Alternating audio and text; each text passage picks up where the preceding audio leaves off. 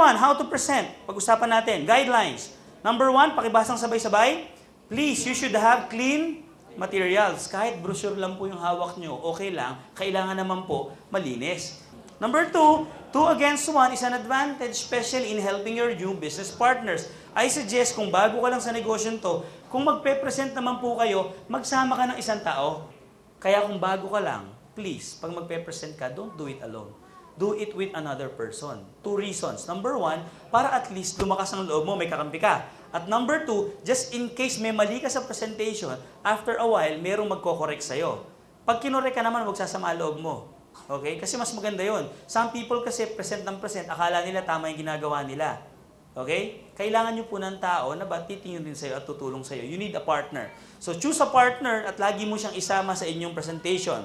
Next, during your presentation, always make it a point to mention the name of your prospect. Next, be natural and stay relaxed.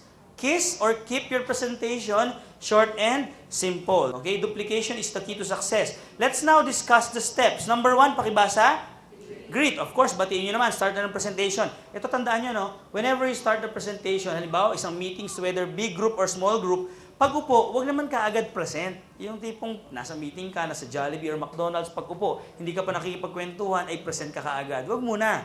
Batiin nyo muna siya, get related, and do tip. Ano ba yung tip? T stands for topic. At least give that person an idea kung ano yung pag-uusapan nyo. Give the importance of the business. Ano ba yung mga importance ng negosyo to? Number 1, in this business, you can experience what we call a residual income. Nadinig nyo na ba yung term na residual income? Residual, when you say residual income, balang araw, hindi ka na kumikilos, pero ikaw ay kumikita ka. Ang other word sa residual income, ito yung tinatawag na royalty. Of course, you should introduce the person who's presenting. Introduce yourself and present business card if doing a one-on-one presentation. Number 5, again, prior to presentation, please offer a disclaimer. Alam niyo na natin disclaimer, di ba? You know what? I'm not saying that this business is for you. Should you be interested after the presentation, pagtulungan natin. Pero just in case hindi mo nagustuhan yung presentation, it's okay for you to say no. Wala namang pilitan dito eh. No commitment. Makinig ka lang. Clear?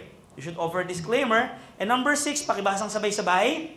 Request to reserve questions until the presentation is complete. Never entertain questions during meeting proper. Lalo na kung malaking grupo. Kasi may isa lang magtanong dyan ng medyo sabit na tanong, tapos na lahat ng invited nyo. At ang isang impact pa kung ikaw ay tumatanggap ng questions during meeting proper, hindi matatapos yung inyong presentation. Kasi pag nag-entertain ka ng isang question, hindi natitigil yon. Tanong na ng tanong dyan. Baka naman 2 hours na.